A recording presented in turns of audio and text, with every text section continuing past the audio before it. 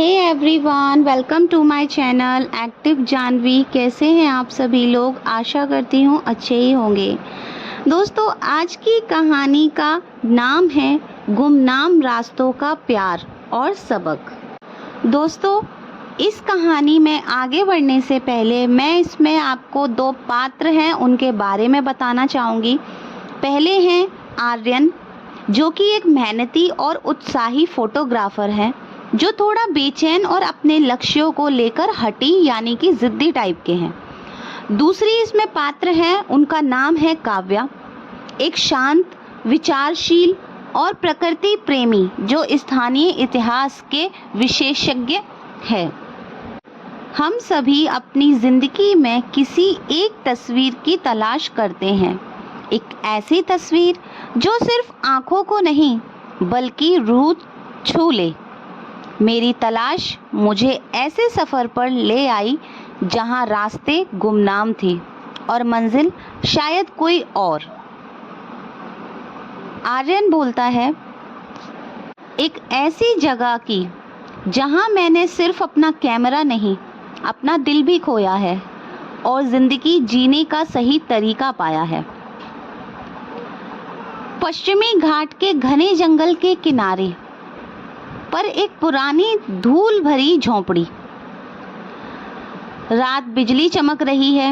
आर्यन अपने भारी भरकम कैमरे के उपकरण के साथ एक पुरानी अकेली झोंपड़ी के सामने खड़ा है।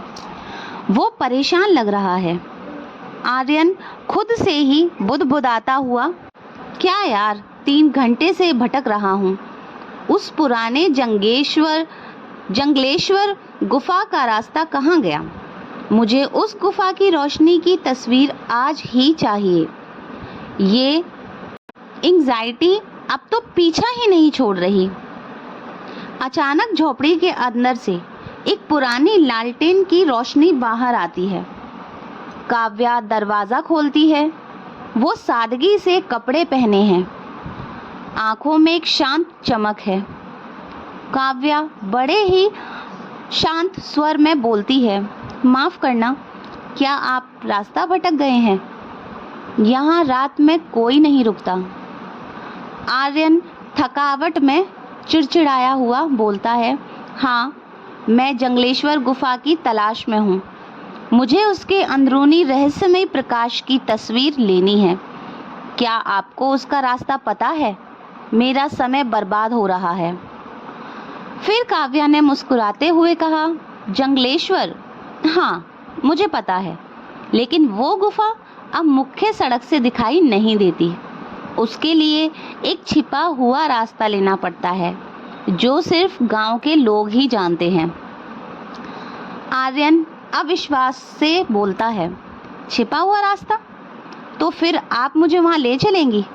मैं इसके लिए भुगतान कर सकता हूँ, यानी कि आपको इसके लिए पेमेंट दे सकता हूँ, कुछ पैसे दे सकता हूँ। काव्या हल्के से हंसती है, पैसा नहीं चाहिए, लेकिन एक शर्त है। वो गुफा पवित्र मानी जाती है। वहाँ पहुँचने के लिए आपको मेरे बताए गए तरीके से ही चलना होगा, धीमे और बिना किसी हड़बड़ी के। क्या आप में इतना धीरज है, तलाश करने वाले? आर्यन थोड़ा सा झिझकते हुए बोला, ठीक है, शर्त मंजूर है। जंगलेश्वर गुफा का छिपा हुआ रास्ता यानी कि संकरा रास्ता। आर्यन और काव्या एक संकरे फिसलने वाले रास्ते पर चल रहे थे। आर्यन बार बार घड़ी देख रहा है। काव्या प्रकृति को निहार रही है। आर्यन परेशान होकर बोलता है, हम कब पहुंचेंगे? रोशनी चली गई तो मेरी तस्वीर बर्बाद हो जाएगी। आप इतनी शांत कैसे हो? क्या आपको चिंता नहीं है? काव्या एक सुंदर फूल की ओर इशारा करते हुए बोली, आर्यन, चिंता सिर्फ भविष्य का डर है। अगर आप आगे देखते रहेंगे तो अभी की खूबसूरती को मिस कर देंगे। देखिए, ये फूल, ये सुबह की पहली किरण, ये भी तो तस्वीरें हैं जिन्हें कैमरे की ज़रूरत नहीं। आर्यन अचानक से रुकता है।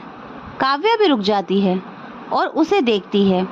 एक हल्की रोमांटिक धुन बजने लगती है। आर्यन आंखों में देखते हुए सच्चाई से बोलता है, आप सही कह रही हैं। मैं हर चीज़ में सबसे अच्छा होने की धुन में इतना दौड़ रहा हूँ कि रुकना ही भूल गया। ये गुफा मेरे लिए एक बड़ा प्रोजेक्ट है। मैं फोटोग्राफर ऑफ द ईयर बनना चाहता हूँ। काव्या बड़े ही गहराई से कहती है, और जब आप बन जाएंगे तब क्या आपकी दौड़ खत्म हो जाएगी, या आप फिर किसी और बड़ी मंजिल के लिए भागना शुरू कर देंगे? आर्यन शांत हो जाता है। मुझे नहीं पता, मैंने कभी सोचा ही नहीं इस बारे में। काव्या कहती है, सच्ची सफलता आर्यन किसी मुकाम पर पहुंचना नहीं होती, ये उस सफ़र में है जिसे आप जी रहे हैं। गुफा की रोशनी तभी सुंदर दिखेगी जब आप शांति से उसे महसूस करेंगे। काव्या अपना हाथ आगे बढ़ाती है। आर्यन पहली बार कैमरे के अलावा किसी चीज़ पर ध्यान देता है। वो उसका हाथ थाम लेता है और एक सुंदर और भावुक पल बन जाता है। आर्यन और काव्या गुफा के अंदर प्रवेश करते हैं। गुफा की छत से एक छोटा छेद है जिससे सूरज की किरणें ठीक बीच में पड़कर एक अद्भुत अलौकिक प्रकाश स्तंभ बना रही है। ये नज़ारा बहुत ही प्रेरणादायक और सुंदर है। आर्यन आश्चर्य से धीरे से फुसफुसाता हुआ, अविश्वसनीय, ये वही रोशनी है जिसकी मैंने कल्पना की थी, इससे भी ज़्यादा खूबसूरत। वो तुरंत अपना कैमरा निकालता है और तस्वीर लेने की कोशिश करता है, लेकिन उसके हाथ कांप रहे हैं और वो निराश हो जाता है। आर्यन, नहीं, मैं ये नहीं कर पा रहा हूँ। इतना दबाव है, मैं इस पल को कैप्चर नहीं कर पा रहा हूँ। काव्या उसके कंधे पर हाथ रखती है।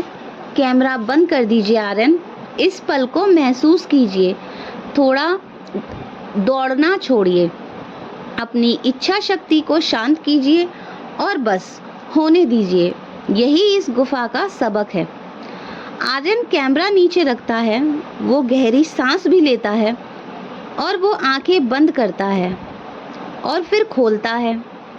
वो काव्या की ओर देखता है, फिर रोशनी की ओर। अब उसके चेहरे पर शांति है। वो धीरे से एक ही क्लिक में सबसे अद्भुत तस्वीर लेता है। आर्यन मुस्कुराते हुए काव्या को देखते हुए बोलता है, ये तस्वीर पूरी है काव्या, लेकिन ये सिर्फ मेरी नहीं है, ये हमारे सफ़र की है। आर्यन और काव्या गुफा से बाहर आते हैं। दिन अब ढल रहा है। आर्यन, तुमने मेरी तरफ, यानी कि तुमने मेरी सिर्फ मदद नहीं की काव्या, तुमने मुझे सिखाया कि सफलता का मतलब ये नहीं है कि हम कहाँ पहुँचे हैं, बल्कि ये है कि हम वहाँ पहुँचने के दौरान क्या बन गए हैं। मैंने अपनी तस्वीर तो पा ली, लेकिन उससे भी ज़रूरी अपनी शांति पा ली।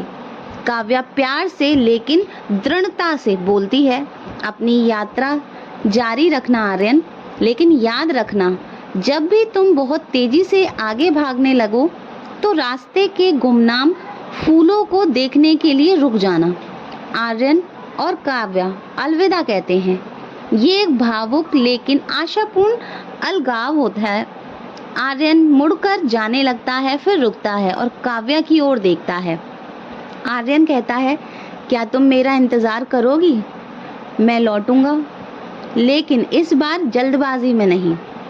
काव्या मुस्कुराती हुई कहती है, मुझे पता है, तब तक ये रास्ता यहीं रहेगा। आर्यन मुड़ता है और शांति से चलना शुरू कर देता है। आर्यन बड़े ही आत्मविश्वासी और शांत मन से बोलता है, उस दिन सिर्फ मैंने एक अवार्ड विनिंग तस्वीर नहीं ली, मैंने अपने जीवन की दिशा बदल ली। मुझे एहसास हुआ कि सबसे बड़ा रोमांच बाहरी दुनिया में नहीं, बल्कि हमारे अंदर की शांत स्वीकृति में है। प्यार और सच्ची मंजिल दोनों ही तब मिलती है जब हम भागना छोड़कर जीना शुरू करते हैं। सबसे खूबसूरत मंजिल वो नहीं जहां आप पहुंचते हैं, बल्कि वो व्यक्ति है जो आप सफ़र के दौरान बन जाते हैं। आरन कहता है, अगर आपको ये कहानी अच्छी लगी तो लाइक और सब्सक्राइब ज़रूर करें। और हाँ, अगली बार आप जल्दबाजी में हो तो बस एक पल रुककर अपने आसपास के गुमनाम रास्तों की खूबसूरती को देखना मत भूलिएगा। मिलते हैं अगले सफ़र में एक अगली रोमांचक कहानी के साथ। तब तक अपना ख्याल रखें। Thanks for watching. Her her Mahadev.